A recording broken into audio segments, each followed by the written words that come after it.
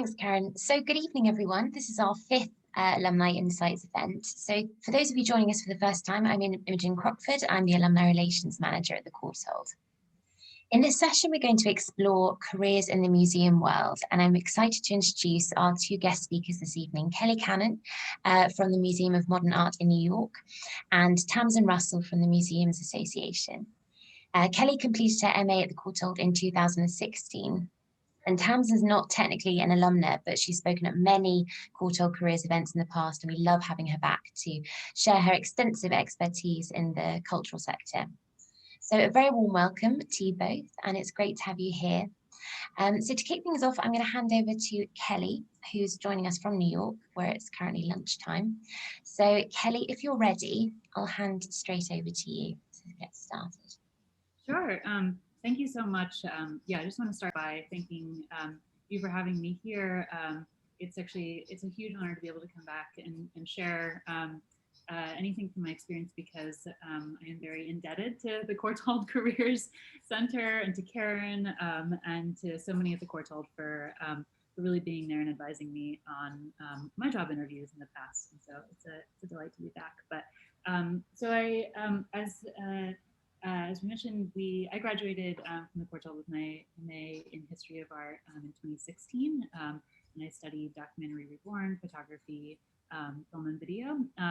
And before that, to rewind, I graduated with a BA in History of Art from Yale in 2011.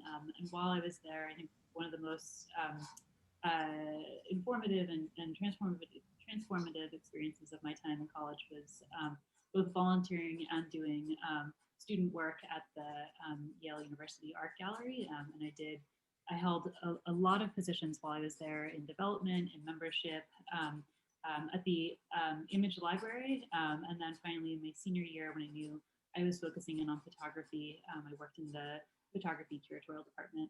And so I think all of those, being able to have that experience of working in so many departments and understanding goals, motivations, needs has really helped shape so much of what I've done since then.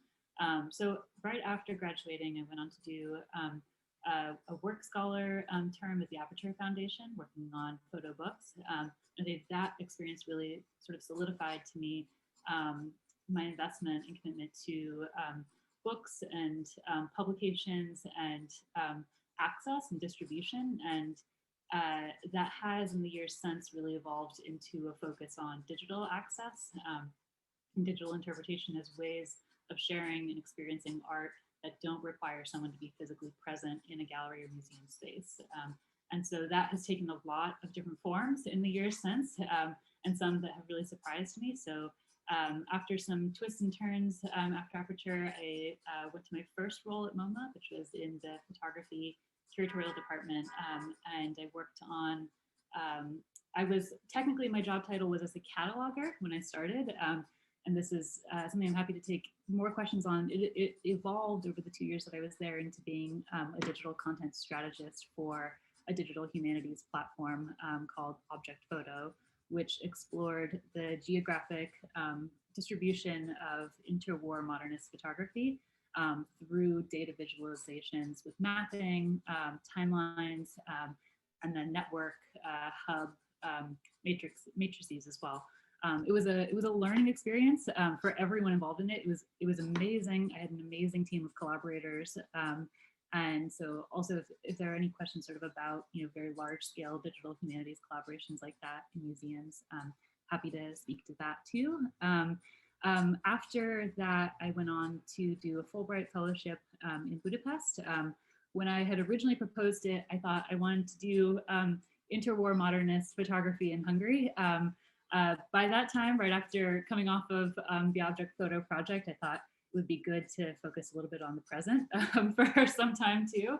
And so I ended up being able to really flexibly use my time in Hungary to meet with a lot of artists, do studio visits, and I ended up volunteering my time working on helping out with an exhibition called the Off Biennale, which is a biannual exhibition of independent contemporary art in Budapest. And it was a truly amazing experience that taught me so much. And that actually getting to work with artists and getting to sort of see how this exhibition, the concerns that this exhibition was addressing, led me to my master's degree at the Courtauld, because I knew that I wanted to take some time after that to process and write and dig in further to what I had worked on in Hungary. And so at the Courtauld, I wrote my dissertation on the projects that I had studied during my Fulbright fellowship. And finally, to bring it to the present, in 2016, when I left the Courtauld, or when I graduated, as you all know, that was the time of our previous presidential election in the United States. And so I went back home to be with my family while I job searched, and that was in South Florida, which you may know is a highly contested swing state. And so I, as I was job searching, I also used my time to volunteer on a campaign and to do Get Out the Vote, and to do door-to-door knocking and canvassing. And it was a very, very incredible experience to see a very different kind of community organizing and advocacy than I had, that was even just new to me. I'd never been involved with campaigning before, and voter registration. And that, I think, really heavily informed my approach to my work now, which is as I manage, create, produce MoMA's massive online courses with the team. So these are free MOOCs on Coursera that anyone around the world can take, can enroll in. You pay for a certificate if you choose, but to me, there's so many aspects that I love about my job, and part of that is content production, but the other part of it is really about building communities within those courses.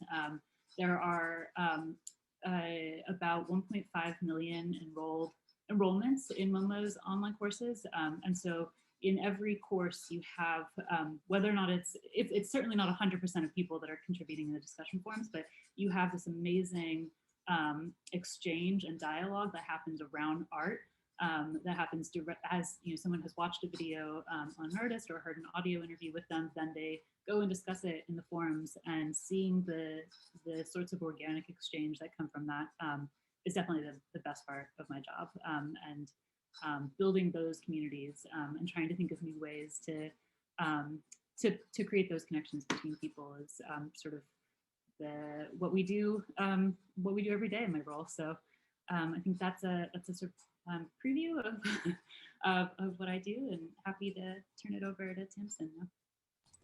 That's great. Thank you, Kelly. That was really very interesting. I noticed a couple of trends in there. One was about twisting and turning, that you don't always have a straight line, which I think is something I say all the time to people. And also that once you're in a role, sometimes that role evolves. So you have to have that kind of adaptability to see where the potential is and where you can take it, how your skills can develop. I think that's great. And the 1.5 million enrollments, that's amazing. That is truly amazing. I'm very impressed by that. Thank you, Kelly. Tamsin, let's go over to you now. Fantastic. Thank you very much. So my name's Tamsin Russell, and if you've read my bio, I've worked in the sector for 20 years, and I'd be classed as a lateral in terms of description. So my background isn't in museums and galleries to begin with. I did a zoology degree, then I did a psychology degree. I worked in retail and private sector, commercial sector, and my primary focus was all around workforce. So developing training, content creation, and a whole raft of different things. But the sector I worked in didn't appeal to me. I'd always had a passion for museums when I was day high. And so a job came up at the Science Museum Group in South Kensington as their head of training and development. And so I applied for that post, because what I really wanted to do was to be able to do what I love, which is around working with people and supporting people to develop and realise their potential, but within a sector that meant those people, in their turn, could then go and do that for others. So it's sort of a double hit for me, because I get some warmth and satisfaction from doing it to an individual, and then that carries on giving. It's the gift that carries on giving. I would be classed as lateral. And the reason I think it's important to highlight that is that depending on where you are coming from, depending on whether you're doing your undergrad or a postgrad, depending on where you are in your career stage, there are opportunities for you to join the sector without necessarily having following a fairly traditional path. And we can talk about that in a moment anyway. So that's one thing I just wanted to really to highlight. So I've worked in the sector for 20 years. I now work at the Museums Association. So the Museums Association is the professional body for people that work in and with museums in the UK. And the word museum is used in its broadest sense. So anybody that works in a museum or gallery works with heritage, any collections-based institution. And in addition to that, any of the other institutions that support the sector. So it could be that I might work for a big object mover like Constantine's, or I might work for the provider of collections management systems like Monty Mimsy, whatever it might be. So we are for anybody that works either as an individual in the sector or that might also work for supporting organisations. For example, Art Council England would be an example of an organisation that isn't a museum in its own right, but works very, very closely with the sector.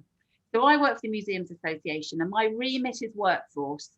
So my remit is managing all of our professional development programmes for all of our members. So we have a number. Part of that is also about managing our online learning programme called Museum Essentials, which is quite new for us. It's one of the most recent things that we've embarked on. I sit on the ethics committee for the Museums Association with a particular reference to workforce issues.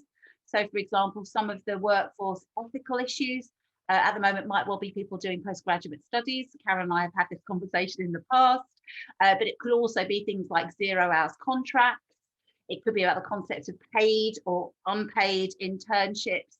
So part of my workforce lens is all around the ethics of the workforce. COVID has brought its own challenges, and professionally, I've been able to fast track a range of things that I wanted to do as part of my role more quickly. The move to digital has been something that I've really wanted to do, and it certainly enabled me to increase my reach, so nationally and internationally. Also, it's enabled us to increase participation rates. So people have perhaps in the past not either had time or money to be able to attend events or participate in a workshop that I'm running around anti-colonial practice, for example. But because everything is online, people are able to far more participate. So I found it very positive. Other aspects of my work include workforce wellbeing. So as a result of COVID-19 and as part of our strategy, we now have a wellbeing hub that has a variety of different resources about building resilience, about emotions, personal wellbeing, risk assessment. We have information about how to handle being made redundant. We have information about survivor syndrome. So those individuals that may find themselves in an organisation but the rest of their team has disappeared. What does that mean? And then also as part of my work, I've created 2 Facebook groups. And these Facebook groups are not member specific. So any of you guys, if you're on Facebook, you can join, but they're 2 groups. So one of the groups is called COVID support group. And essentially it's for anybody that's interested in the sector in its broadest terms, that is finding their ability to find work in the sector problematic as a result of what we're finding. And every day there is different content. So Monday is Membership Monday, where I highlight what we do in the Museums Association. Tuesday is Task Tuesday, so you get a task associated with your career development and your professional development. Wellbeing Wednesdays, Throwback Thursdays, Feedback Fridays. That's been really exciting in terms of my work. What I do want to say, having just laboured the lateral point, is that there is no one path. And when I talk about my career, so previous to working at the Museums Association, I worked for an organisation that I joined and left within 3 months, because when I got there, it became clear that the organisation was not the organisation they had advertised on the tin. And I wrote my resignation letter within a week, carried it around with me for 3 weeks before handing my notice in without a job to go to. Now, that might feel like a huge luxury, but I knew that I needed to invest my time and effort where my values were based. And I knew I couldn't compromise on that. And that still might feel like a luxury. I knew it's important for me. The job I did before that job, I'd left a permanent job to go to a fixed term job. And that's also something that's virtually heretic in the sector. So why would you leave 9 years worth of permanent job with a public sector salary and a public sector pension to go and work for a job that's 18 months? I knew I couldn't not do that the opportunity, the learning, the ability to be involved in a really amazing project was too good to give up. And also that project, whilst I was recruited for 18 months, was then extended. So again, that point around taking those opportunities is really important. I could carry on talking around either my career or also all the amazing stuff that I get to do on behalf of the Museums Association, but I'm really conscious that I'm sure a number of you have got questions. So yeah, I'm going to hand back. Thank you.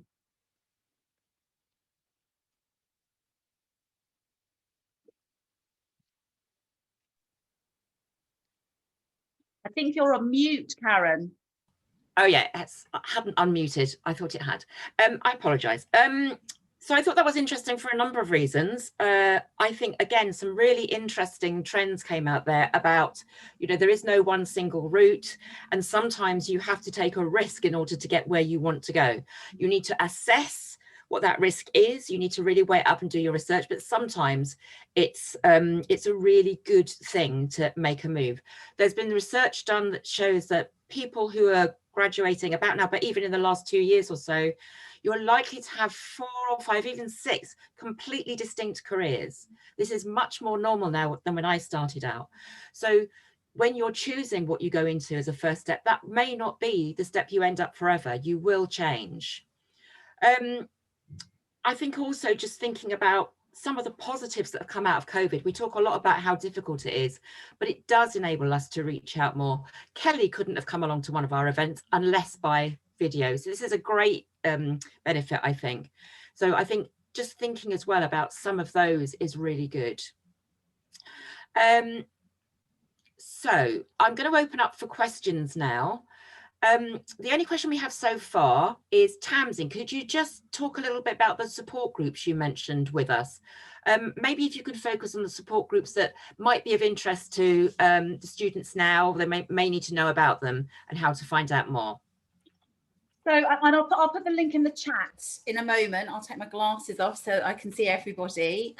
So this particular support group is a support group that it's just on Facebook. So I mean, it's nothing complicated.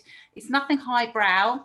The whole idea is that it is a safe, confidential space where people get to share insights, signpost to resources or opportunities or vacancies, and also support one another. So we've got people on that group that have had their ability to work in the sector compromised, either through furlough or through redundancy or through as a freelancer. Individuals' opportunities have disappeared, the contracts have disappeared. But equally, we've got lots of people that are students, so undergrad and postgrads, who were looking for that next job into the sector. And it is just an informal space, yeah, just join. I mean, we appreciate it's on Facebook, and I know that's not everyone's preferred platform, but we wanted just to make sure that it was private in nature, and so we adopted that approach. But what I would say is that what this sector does really well is talk. So everybody likes to talk and everybody likes to network. So there'll be a variety of other groups, not delivered by the Museums Association, but by other bodies where you can get additional support and help. So, for example, subject specialist networks, which I know focus primarily on objects, but everybody's role in an organisation has something to do with objects. Whether you're in social media or whether you're in learning, there's still an object-based approach. So there are subject specialist networks, there are emerging museum professional groups.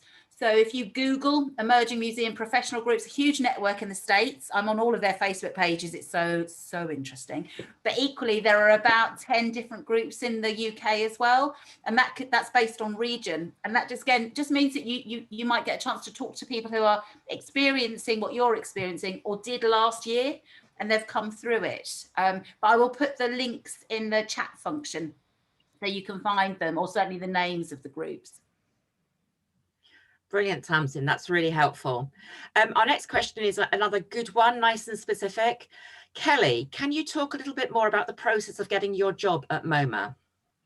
Sure, I'd be happy to. Thank you for the question. So, so I've had 2 jobs at MoMA so far, and the first one was actually I had actually been working on my Fulbright research proposal before that job at MoMA was posted, and I had been interested in interwar Hungarian photography at the time, and on doing some kind of digital resource about it. And when I saw the posting for the job at MoMA, I remember my first thought was like, oh no, I've already applied for this Fulbright fellowship. I can't apply for a job. I need to I need to see how this scholarship process works out, and if I get it, I would want to go, and I wouldn't want to be stopped by something in New York. But I gave it time. I submitted the application to MoMA, and I was very fortunate that I was able in the end to do both.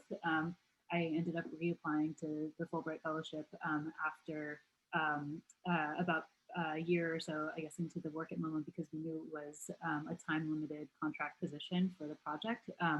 And I think that I feel grateful to the conversation that's already been brought up here about sort of taking a risk and leaning into something that feels that can have some uncertainty. I was very scared to potentially lose one good opportunity in order to try out another one, and there was no guarantee that I would by postponing the fellowship, that I would be able to do it later. But I'm glad that I did take that risk and go ahead and do it. And I think another thing that that sticks with me from that experience too is that I had been kind of really interested for a number of years in Hungarian photography, and I had been, whenever I could on weekends or in free time, trying to go to the library to slowly kind of build up a research proposal about it, and that ended up, I think, being one of the strongest connections to the job that I ended up having at MoMA, is being able to pursue that interest over time, slowly, even though I didn't know exactly how it would pan out.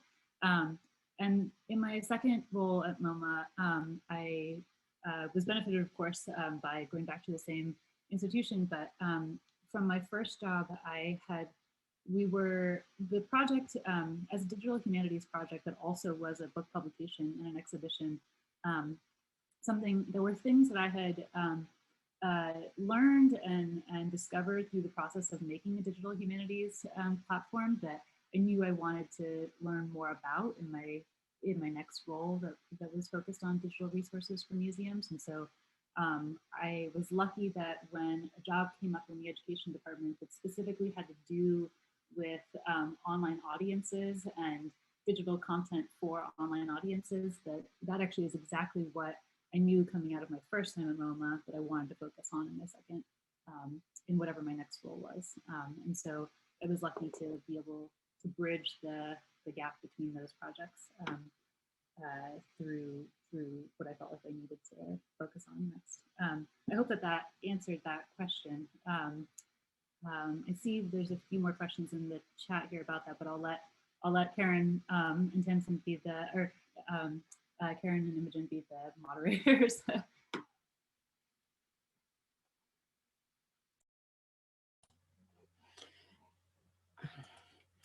So I think that was really interesting. I don't know if the person who asked that was interested in exactly what the steps were, but we can come back to that if that's something they want to know in more detail.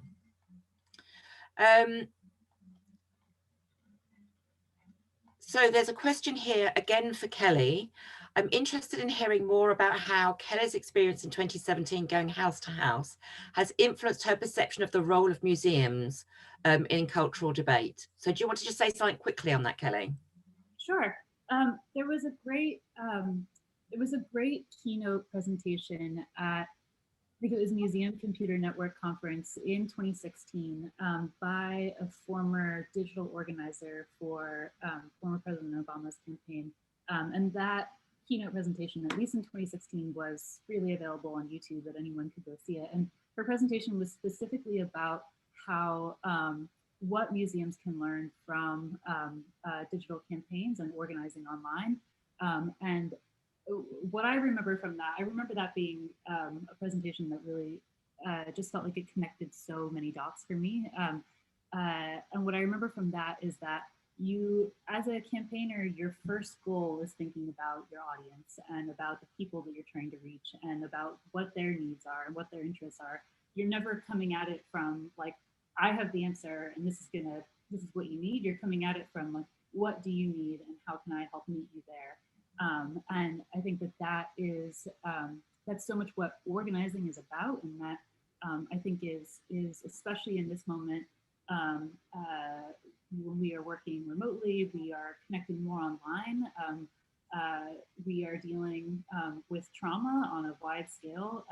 For museums to be putting themselves in that position of functioning as community organizers, as asking like, what do you need and how can we help meet you there, rather than saying, you know, we've got this answer and you probably want it. Instead, focusing on what people need as their first priority is a lesson that I think we come back to again and again and again in the education department, and has been really key and critical for our work on online courses. Thank you. There's a question here. Tamsin has put a link in for people to find out more about, but I wonder if Tamsin, if you could talk a little bit more about the Museums Essentials programme. Yeah, so predominantly the professional development programmes that we've run have been face-to-face. So I run something called the Associateship of Museums Association, which is for entry to mid-level career, where you become a well-rounded museum professional based on 12 competencies around socially engaged practice, essentially, as well as good stewardship of collections, etc. But what we knew through some research was that individuals increasingly were finding digital consumption better for their time management, especially where there were people that were in operational roles. So if you were in a learning role where you might have to be on gallery or running a workshop, it was often very hard for you to be removed to do other sorts of development. So back in 2019, we developed the Museums Essentials programme that was launched. It's only just, it feels like a lifetime ago. It was only launched in November 2019. So it's an externally hosted platform. We only currently have 3 courses on there. We're about to publish our 4th course. It's me sort of designing them, as it were. And we have a course dedicated to working ethically. So based on, I'm looking for the code of ethics, but I can't find it on my desk, based on the code of ethics for museums. So what does that mean for ethical practice? We have a dedicated course around working with collections based on our recent research into collections for the next 20 years. Essentially, what does the sector need to do around empowering collections to speak and engage with communities? I've recently just written one around working with community partners and how we can work from being very much grounded in our local community network, and so that it's not you know, it's not like, oh, here you go to the community. It's absolutely equal partnership, and both parties bring equally important and significant assets to that partnership for mutual benefit. We're about to launch a new one, which is around learning and engagement. So the idea basically is that you have a course, you have modules, you have exercises, you have quizzes at the end, and you're focusing on reflecting on your professional practice, connecting with others, reading other information, or actually doing something physically. So that's the approach. If you're a Museums Association member, it's a membership benefit. So you can join for as little as £4.60 a month to get access to all of these amazing benefits. On to me. So anyway, I have to do that. We don't get core funding. So yeah, that's the programme. And it's early days. We've had really good feedback. So 95% of people that participate in our courses are satisfied with the content, and 90% of people completing the courses feel more confident after they completed the course. So it's all around increasing competence and confidence in people's abilities. So either for those individuals that it's the first time or as a refresher. So it works on 2 levels. I'm going to use my chair's privileges now, and I'm going to ask a question. We know it's been very difficult in lockdown. Internships have dried up. Certainly museum funding has been very difficult. So I wondered, what would your advice be from both of you to how would you get started? If you were starting out now, how would you get started? What would you be doing? So I'm going to start with Tamsin again this time, because I know she has lots of ideas on this. So my key message is that we all now live longer. That's a good thing. Even in a current global pandemic, on balance, we all live longer. That means we also work longer. So the first thing I would be saying is think about that in terms of your career as a long game.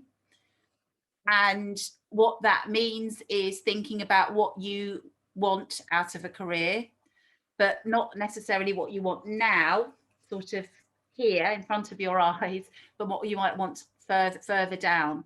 The reason I think having that perspective and that long view, that long lens is helpful, is that we do know in the current situation, the opportunities for work placements, internships, volunteering, as well as jobs has been compromised. Doesn't mean that you have to say this sector isn't for you or suddenly look for a different career path. What it does mean is that you might just need to be more tactical, a bit more patient. So my advice would be say yes, as long as it's legal and ethical, to any opportunities that you can, but equally be mindful that it is your career and you need to think about what you want to get out of it. So I am a big flag waver for volunteering. I know that doesn't have necessarily a really good rep in the sector, and I appreciate that not everybody can not work and just volunteer for free. There's an ethical issue there. But what I do know is that if you can look at anything, if it's micro volunteering, remote volunteering, what that enables you to do is to identify types of roles you're interested in.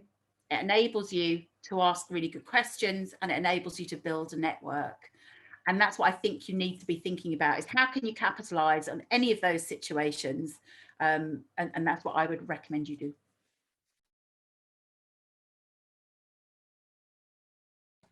You're on mute, Karen. Yes, I've got it. Thank you. Kelly, do you have anything that you would recommend for people to do?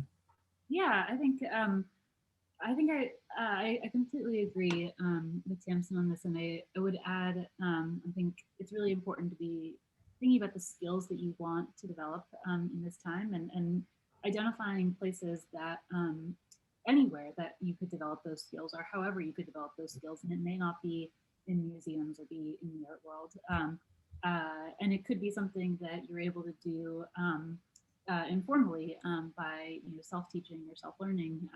So I'm actually I am a big advocate for online learning now, because it really does enable so much access to things that would otherwise be harder to find, and you can do it on your own time. So even being able to enroll in Coursera courses and learn about UX if that's something that you're interested in, or learn about audio or video production if you're interested in doing digital interpretation for a museum. So many of these skills don't have to be gotten in what's strictly defined as the art world.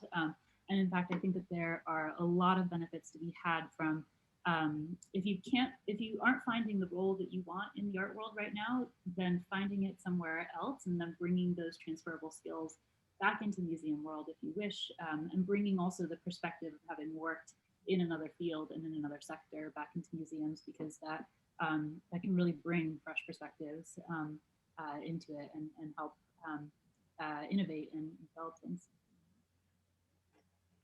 Brilliant, thank you. Actually, that brings me on to a question that's someone has asked specifically for Tamsin to answer. And that's, would you have any advice for people looking to take a skill set from a previous career into the museum sector as you did? Anything around CV building, networking, getting your application network noticed and so on? So what I would say is just make those transferable skills, and I wouldn't use the term transferable skills because it's sort of like I don't know, when I see them in a CV, I'm like, oh, okay, are we clutching at straws here? Always really frank, as you know, Karen. But there are loads and loads of skills that we have that you will have gleaned from other experiences that are absolutely relevant for this sector. What you need to do is make it very easy for the person reading your CV to see how those skills deliver impact for them. So whenever I'm reading a CV, a really common thing is I see people put in their profile, really looking forward to be able to developing my skill set with you. And I'm like, I don't want to develop as an employer. I don't want to have to develop your skill set. I need you to hit the ground running. So there is something about how do you package up those skills so it makes it really attractive for me. So highlighting the fact that you've worked with diverse audiences, highlighting that you've worked in a monetized environment. I mean, that's a big thing at the moment. I think Kelly and I were talking previously about courses that are for free, which is great. But increasingly, certainly from a Museums Association perspective, we're membership led, but our membership numbers, because of what's going on, have been compromised. So we're thinking around, well, how do we monetize that content? Even though last year we gave it away for free, everything you got from me was free. We're now thinking about monetizing. So it's about saying, okay, what are the skill set this sector needs? Digital, commercial, innovation, risk management, partnership working. All of those things are things you could get anywhere. Nothing of them are to do with an object. They're all generic skills that are important. How do you package them up so they look attractive for me? So that is about making the connection. And you might want to look at an organization's strategic plan and make that connection. I have got a wealth of experience developing partnerships, and this would contribute to you 1.4. So just making it really, really clear. What I would say, it's highly competitive. I would make sure that you lead wherever possible, where you do have skills that are more aligned. And the other thing that I would say, because I reviewed someone's CV this morning and they did get a job at a rather large institution in London, but they led with all of their transferable skills first. And I can imagine if I was an HR person, by the time I've gotten down to the things that were really relevant down here, I'd have lost interest. So just think about how you package them up. And then the other thing I would say is that we are a very relational sector. So if you do have a skill set from a different sector, like marketing, or if you've worked, in HR, or if you, whatever you might have done, you might have worked in social media somewhere else. Think about how you can join the sector on those terms first, and then look at building relationships, putting your hand up, and see whether you can then navigate once you're in. Once you're in, it's easier to navigate than it is to try and knock on a closed door. That's absolutely excellent. Thank you so much for that. A slightly broader question now. So for both of you, perhaps Kelly first, does a museum's work involve market research? If not, what decides its choice of emphasis? Are you able to offer an answer on that? Maybe I'll think about this. If Tamsin, if you're ready to go, I can. Yeah. Okay, that's fine. Tamsin. So I think the question is, how do museums identify what their focus and priorities are? Is that the question? Or is the question? Yeah, okay. That's how I read it. Yeah, fine. Absolutely. Whether or not they listen to that is a different matter entirely. But certainly, any organisation ultimately has to take a product to market. When we're talking about museums, we're talking about a cultural product to market, and ultimately a target market audience or community. Therefore, what we see is organisations doing visitor research based either on demographics, so i.e., how old am I a woman, and what's my educational level, to demographics, where's my postcode, those type of things, demographic evaluation and marketing research. Or what we see is individual organisations focusing not on demographics, but focusing on segmentation, i.e. what are the motivators and drivers for me to come to your museum.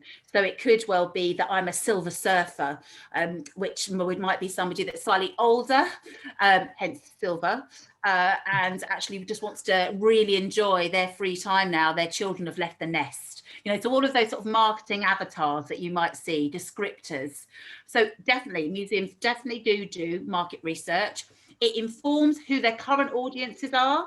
It also informs about who their non-visiting audiences are and who their underrepresented or non-traditional audiences are. And then that would inform their audience development strategy and also their audience engagement program. And there are lots of jobs to do that. So you might find a dedicated visitor evaluation department. You might find there's a dedicated individual or contract to do exit surveys and things like that. So definitely, whether they listen to any of that feedback is a different matter entirely. Just to build on that, I think that was a perfect answer, and definitely one of my colleagues who I've learned the most from is named Jackie Armstrong, and she is our visitor experience research educator, and we test everything we do, and she does that through with a team, sometimes going into the when it was safe to do so. In previous years, going into the museum and talking to people and asking them about their experience. And then we do it through, we've brought that same approach into our online courses. So we have pre, mid, and post-course surveys in all of our courses to specifically ask people for their feedback. And something I love about my job is that we never get too far from that feedback. So when a year ago we were refreshing one of our 4-year-old online courses, and so we went back and took pages and pages and pages of learner submitted feedback and went through it to identify pain points and what people wanted, and some really, really good ideas came out of that. And I think that's the really fun thing about visitor research or user research is that people tell you what they want in surveys and feedback, and so it really takes a lot of guesswork out of it. And then the magic kind of comes from putting that all together in a way that is unique to what your institution can offer. But people really do, they tell you exactly what they want. Thanks for that. Tamsin has put a fantastic link in the chat because there is a specialist network about this kind of work. So if that's something that interests you, do go and have a look at that. I'm going to ask a question as well now. People who know me know that I bang on a lot about networking. This is a great way to get into the sector. And obviously at the moment, it's absolutely crucial. So I wondered if both Kelly and Tamsin could talk about approaches to networking, perhaps for people that are a little bit nervous about doing it. What's an easy way to get started with networking so that you don't feel anxious about it? So Tamsin, do you want to start with that? Have you got some ideas on, you can talk about networking generally, but particularly if there are thoughts about how do you just start when you're new to it? So I do a session actually all about networking now, a session on it. So, but I'm not going to talk for now, don't worry. So first of all, let's not call it networking. It's a loaded term. It feels superficial. It feels horrible. I hate the word. Talk about talking to people and building relationships, which ultimately is what we do in our day-to-day lives. Now, some of us may find that easier or more of a preference, and therefore there are additional challenges if it isn't your preference. Obviously, I'm quite happy to talk to anybody, but equally, I do find networking, look, I'm doing that, I sometimes just find it just a little bit too, I feel like it's just a little bit too superficial. It's not really who I am. So you need to reframe it, one. You then need to work out why you are networking. So what is your purpose? If you know why you're networking, that enables you to identify how you're going to approach it and who you're going to approach. What I think is beautiful in the current situation is that we have moved digitally, and that does mean that you can network from the comfort of your own sofa, behind a Twitter avatar and no one ever needs to see you. You can be a voyeur on conversations and really get a sense of who's out there. And you can do a gentle like, you can do a retweet, you can develop the relationship with people in a very digital space, whether that be LinkedIn discussion groups, Facebook discussion groups. I think for those individuals that are finding it either more difficult or don't think anyone will want to talk to them, this is a perfect time to cut your teeth networking. But the key thing is why are you doing it, and what does that mean about who you speak to and how you're going to approach them. Excellent. Kelly, do you have any ideas that you want to add to that? Yeah, I think this is a really good point to bring up, and I think it's about building relationships, as Tamsin said, and about kind of listening to the community that you are trying to build those relationships within. So whether that's sort of listening on Twitter to what people are saying, what's important in this community, and making sure that you're being really conscious and aware of what that community is going through right then, and how you're approaching people within that. And I think people appreciate those relationships that are even just about connecting with another person at this time, and being able to talk, and that's sharing, the challenges and the rewards of their work, and how they got there, and what they see next. And I think the ways that you can sort of find that moment of connection with another person is really appreciated in this moment too. Another great recommendation there from Tamsin, at Museum Hour. There's also a fantastic blog called the Museum of Curiosity, something like that. But anyway, it's in the heritage guide that's on the VLE in the career section. So go in and have a look at it. There's some fantastic links and other things that you can use to just find out more about the museum sector and what's going on there. So I do recommend you go and have a look at that.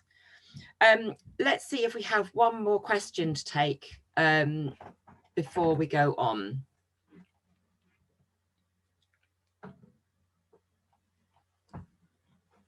I can't see any other questions that have come through since the last one we asked. So I'm going to ask the final question then. What would you say currently are the issues or the challenges around diversity, particularly around recruitment at the moment? Tamsin, do you want to start with that one? Yes, I can. I did a presentation yesterday on inclusive recruitment and selection. So yeah, I could literally, again, I could bore you around this subject. So I think in terms of your question, I don't know how to answer it, because are you thinking about it from an applicant perspective?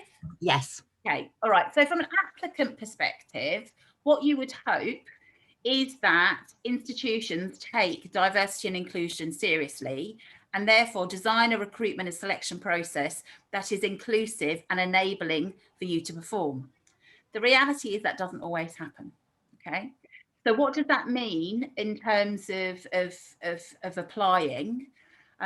Well, so I would be looking for organisations that have demonstrated a commitment to inclusion and diversity. So are they a disability confident organisation, which is replaced in English terms or UK terms, the old 2-tick system. Mm-hmm. So if an organisation has signed up for that, that is really positive, because it demonstrates they've got a commitment, not only to disability as an inclusive factor, but probably more broadly. Look to see if they've got equality statements, look to see if they have hosted inclusion traineeships in the past. Look to see what their community engagement work looks like. So if they're outwardly focused with a variety of different community partners and groups from different backgrounds, it sort of just gives you an idea around how on it they are. In terms of application, so there's just be one more or two things. Never put your age on an application form. Never tell anybody that you're married or not, none of their business. Never tell anybody that you've got caring responsibilities. Never indicate that it's part-time on your CV. That's irrelevant. So what you need to do is try and create a CV or an application form that doesn't create, is a red flag for those people that are prejudiced. And that's awful, isn't it, for me to say, you know, but those people do exist in any sector, not just our own one. So you just need to think about, how do I present a really strong application form, and how do I make sure I don't give them any fuel for their prejudice and bias to operate? Excellent. Not very positive, is it? Sorry. No, it's very realistic, and I think this is what I like about you, Tamsin. You're very honest about what it's really like out there, and I think people need to know what they need help with, and that's a perfect time for me just to reiterate, as I always do, that I can help with all of these things. There's quite a lot of resource on the VLE, so you can go and have a look at the material there. Some of this is covered there, and of course you can book an appointment to come and talk to me, or look at some of the recorded videos that I now have up there for you to look at. It's very nearly the end of our time, so I want to formally thank our two fabulous guests here today. I think you've given some very interesting and thought-provoking ideas for people to take away. Our next event will be on journalism on the 4th of March. Have a look at the VLE and check that out for the speakers that we will have for there. Do please complete the feedback. Could the girls please put, one of the girls please put the feedback in the chat now for people to complete. If you can't complete it now as we finish off the meeting, do please, sorry, I have a rogue cat. Do please take a note of it or copy it and complete it later. I'd be very grateful for you doing that. So thank you very much. I shall just hand over to Imogen now to formally close our proceedings. Thank you both so much. That was absolutely fascinating, and as always, really concrete advice that we can take away, both for students and alumni. I think that was really beneficial. And I think we wanted with this session to really make people think more broadly about the museum sector and the different careers available, but also that you can transfer into at a later stage. For the alumni particularly, that's very interesting, who might be coming across challenges in their careers at the moment.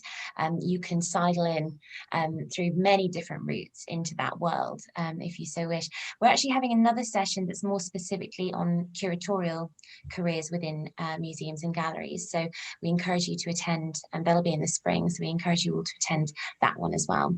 But thank you so much again, Tamsin and Kelly, for giving us your time. And as Karen says, the next event is on the 4th of March on journalism, and as always, keep an eye on your inboxes and on social media for more information about our speakers. So that concludes the event, and thank you all again for coming, and we'll see you next time. Have a good evening. Bye everyone. Thank you.